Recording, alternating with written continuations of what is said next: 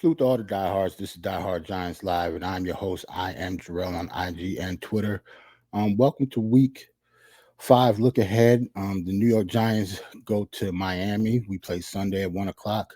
Diehard Giants will actually be live halftime of the game, so probably around 2:30, 2:45 ish. So don't miss that. Hopefully you'll join us during the game so you can see the live reactions that we have. Um, so let's get it going. Like I said, we traveled to Miami. We're 1-3. Miami is 3-1. They had their first loss last week against Buffalo. Um, we all know what we did against Seattle. So uh, yeah, it's going to be a tough game, man. Like Miami is one of the most explosive teams, if not the most explosive team in the league.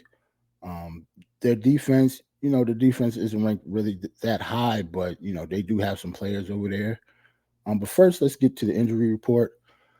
We have a few linemen out. Obviously, Andrew Thomas hasn't played since the Dallas game, week 1. He still has a hamstring injury. He's going to be out. John Michael Smith, he has a shoulder injury. Brian Dable in the press conference said it's not going to be long term, but he's definitely going to be out this game. And backup guard Shane Lemieux is going to be out too. So we already know the struggles that our offensive line have, but this obviously isn't going to help us. But it is what it is, man. We still got to play the games.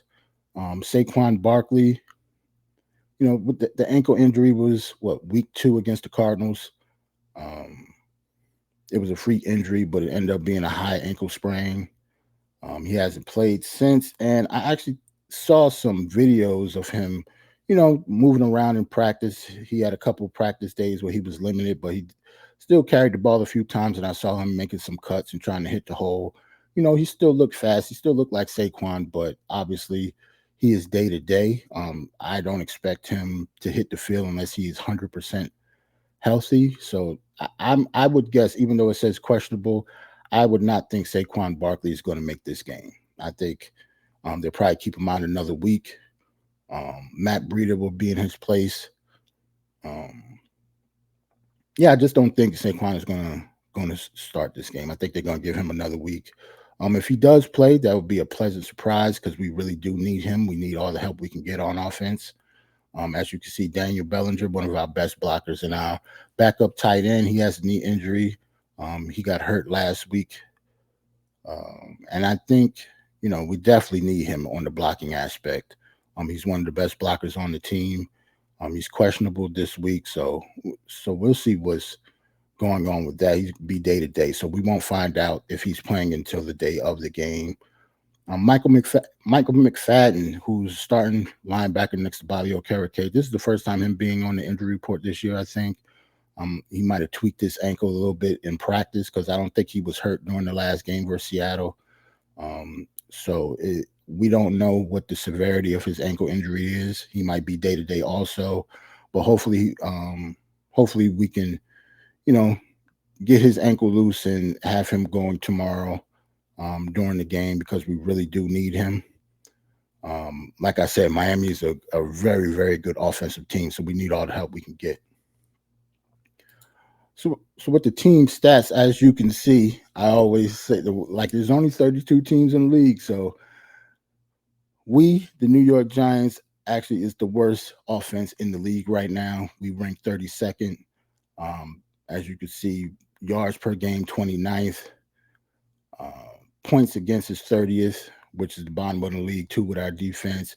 Kind of a middle of the road when it comes to yards, 19th. But on both sides of the ball, we obviously have to step it up, or this is not going to be a close game at all. Because Miami, say what you want about their defense, their offense can score. Like, they have a lot of explosive players on that side of the ball. We'll get to them in a second, but yeah, we have to do better on both sides of the ball. Clearly, like I mentioned, the Dolphins first in points, first in yards. Um, Definitely the best offense in the league right now. Their defense is kind of in the bottom tier of the league, but they still do have some players that could cause damage for us, especially on the defensive line. We'll talk about that later when it comes to their defensive key players, because our offensive line obviously can't stop a nosebleed right now. So they could have me rushing up there, and I probably could touch Daniel Jones a couple of times. And I haven't played football in years, so yeah, we have to do better on both sides of the ball, man. Like that offense that we're gonna be playing on Sunday, it could cut through our defense like a buzzsaw if we don't play well. Now for the offensive keys to the game, I almost didn't want to put this segment up because look at the numbers, man. Like obviously Daniel Jones needs to play better. 30 yards on the ground from Matt Breida. I mean, he's the backups to Saquon, but I think Daniel Jones, I think he rushed for like 66 yards for Seattle. So he was our leading rusher. But Matt Breida is the starting running back for us, and he's going to be on Sunday. Wendell Robinson led our team with catches, which was only 5 for 40 yards. With these numbers, you obviously know that we have to do better. Our offensive line is the key. We pretty much rank in the bottom of the league when it comes to QB hits and QB pressures. Daniel Jones still has to play better, though, man. Like, even if you don't have an offensive line, he has to know how to get rid of the ball. Part of those sacks wasn't the offensive line fault. It's just him not being able to see where the pressure is coming from. Witherspoon last week kind of embarrassed us when it came to, the blitz, because he was blitzing from the nickel, and Daniel Jones didn't seem like he saw him all game. And he had like 2 sacks, a pick 6, like 10 tackles. Like Witherspoon killed us, and he was a rookie. So, this is a copycat league, man. Like if Daniel Jones couldn't see the nickel last week, please believe me when I say the Dolphins can do the exact same thing, and they might have the same success with it. So Daniel Jones has to be better. Like it's not just on the offensive line. He has to let the ball go. Play calling has a lot to do with it also. Like that's a coaching issue. The long developing plays, like if our offensive line can't hold um, the defense longer than a few seconds, man, we got to cut the long plays out. I know with players like Jalen Hyatt, Darius Slayton, they want to get downfield. Even Darren Waller wants to get downfield too, because even though he's a tight end, he's definitely a tight end that can hit the seam. He doesn't just have to, have the intermediate routes, the middle of the field. He could go downfield also, but none of that stuff can develop if you don't have an offensive line. And even if you did have the offensive line, you have to have the type of quarterback that will actually let the ball go, not be scared to take chances. And Daniel Jones hasn't showed that yet. So he has to play better. The offensive line has to play better. Everybody has to play better. On defense, like I said, Michael McFadden, he showed up on the injury report, so I don't know if he's going to play, but him and Bobby Okereke, respectively, are our leading tacklers on this team. Kayvon Thibodeau finally got off the schneid and got 2 sacks the last game in a losing effort. But, at least he showed that, he could still pressure the quarterback. That was a big thing coming into this game. Our defense still missed a lot of tackles last week. I think it was still double-digit missed tackles. I think we lead the league in missed tackles this year. So we obviously got to step it up. This is the type of game against the Dolphins that we cannot do that, or we will get blown out again. Like Miami's offense is ridiculous, man. They got pro bowlers everywhere. Now, I got 3 pictures up here, but I don't have enough room on this chalkboard to have more pictures because they obviously can. 2 are almost 300 yards and a touchdown. HN, who was a rookie running back, had over 100 yards and 2 touchdowns. Tyreek Hill is the all-world wide receiver that he is. They also have Jalen Waddle. They also have Robert Mozart. Who else do they have? I'm trying to think who the tight end that they have. I forgot who their tight end is, but yeah, they have weapons all over the field, man. Like even little Braxton Berrios, I think he used to play for the Jets. They got him in the slot catching thought he caught like 6 balls last week against the Bills. They only scored 20 points against the Bills. The Bills played very, very well on defense. I did not expect that. The Bills beat them 48-20 with their first loss. So they're going to try to definitely score points against us and score early. so we can have to try to play from behind. Um, yeah, I don't know what else to say about this offense, man. It's the number one offense in the league right now. A lot of people comparing them to the Rams. Um, Greatest show on turf. This is the greatest show on surf, man. Like it's Miami.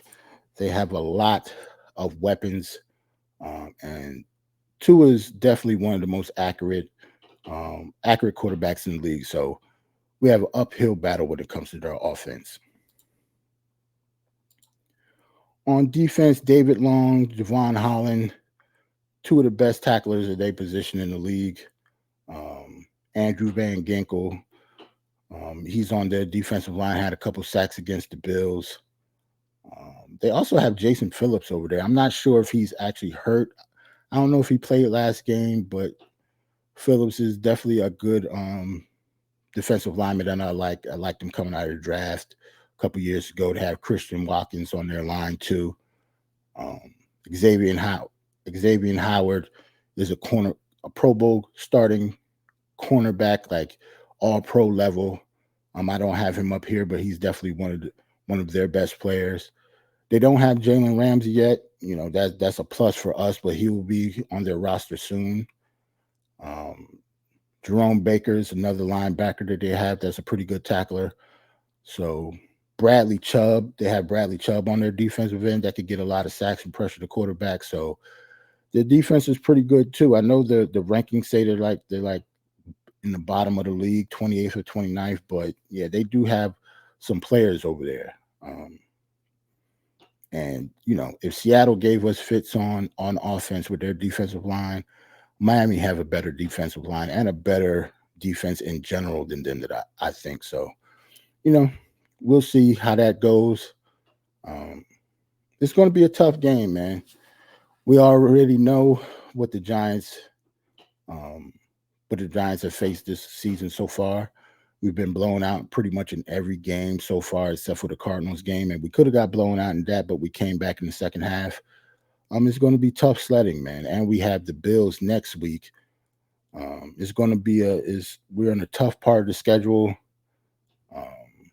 If we're not careful, we can be 1-5 and 1-6 very, very fast. One of the things that I wanted to mention, I wasn't going to say anything about this, but the Evan Neal story this week.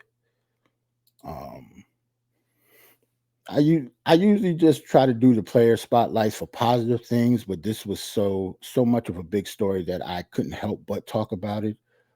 Evan Neal, um, who has been pretty bad this year, and he was bad last year too.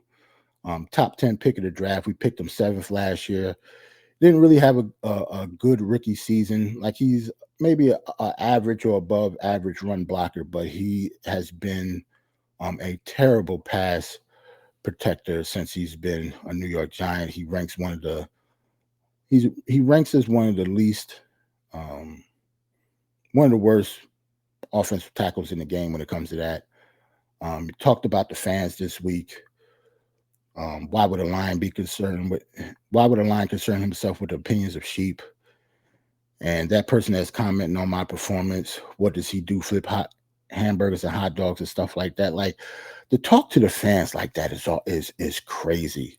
And it's even crazier that it's coming from a player who's pretty much been I hate using the bust title so fast because I don't believe a person could be a bust like in less than 2 seasons.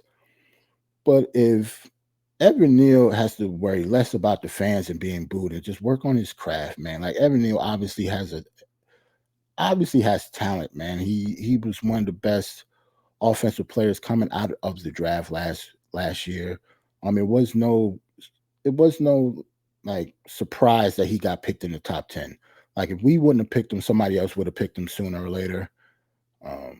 Coming out of Alabama, like I think part of this is he's probably hasn't had any type of football adversity in his whole life. Like he probably mauled everybody when he was in high school because he was bigger and faster than everybody. Even though he was on the same level as other 5-star, 4-star prospects coming into college at Alabama. Alabama hasn't lost that many games where he was there. So in this past year and a half, Evan Neal has probably lost more games than he has his entire life. So I understand the frustration, but you cannot do it like this. You cannot talk to the fans like this. I wouldn't go as far as to say as the fans pay your salary, but they kind of do pay your salary. I know TV contracts and stuff actually do pay the NFL and the players and stuff like that, but season ticket holders, I don't care if you flipping hamburgers, hot dogs, if you're a baker making cupcakes, or you're a waiter, or if you work for the sanitation department, you can be a doctor, you could be a heart surgeon.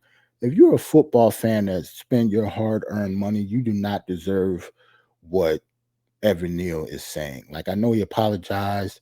He said he's remorseful. He comes from humble beginnings. Like, I accept his apology. He really didn't have a choice, to be honest, because you can't do this. I'm pretty sure if he didn't do it himself, the Giants made him do it. So even if it's not sincere, I knew an apology was coming. But Evan, it's fans out there. I'm not the type of fans that usually take stuff like this personal. But there are fans out there that will never forget this. It doesn't matter how good he is. They're always going to want him off the team. They're always going to call him a bum.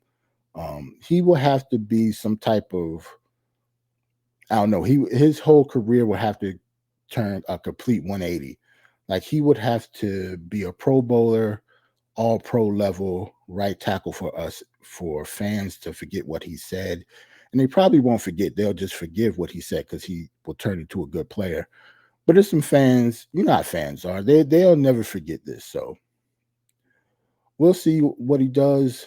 I think the Giants and Evan Neal should think they're lucky stars that we don't have a home game in the next 2 weeks. We're at Miami this game, and then at Buffalo the game after that, I think. So we won't have a home game to hear the boos for him and the team for a few weeks now.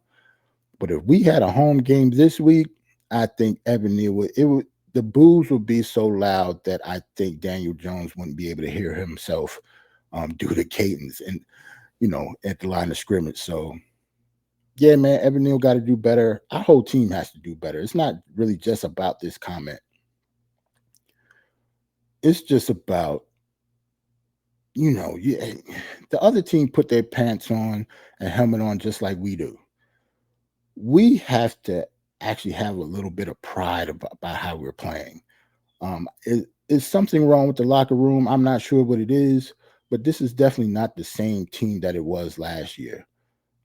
It's more talented.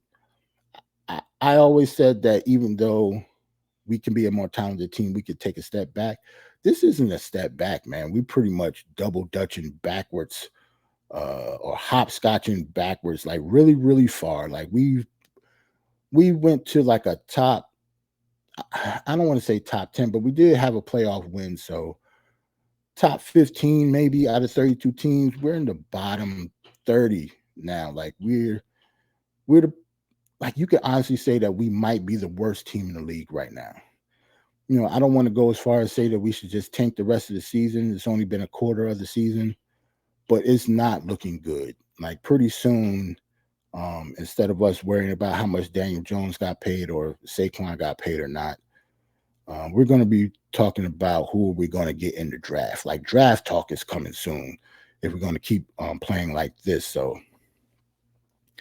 yeah, man, players like Evan Neal can't say stuff like this, especially when you're playing like you're playing.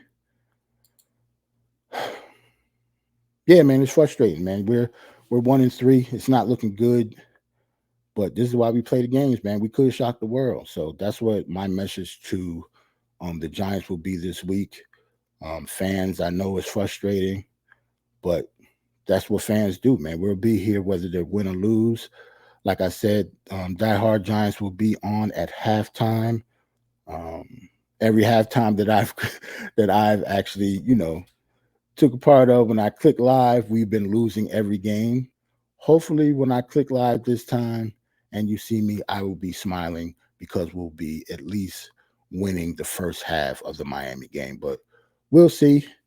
Like and subscribe to the channel, and I'll see y'all during the game. Peace.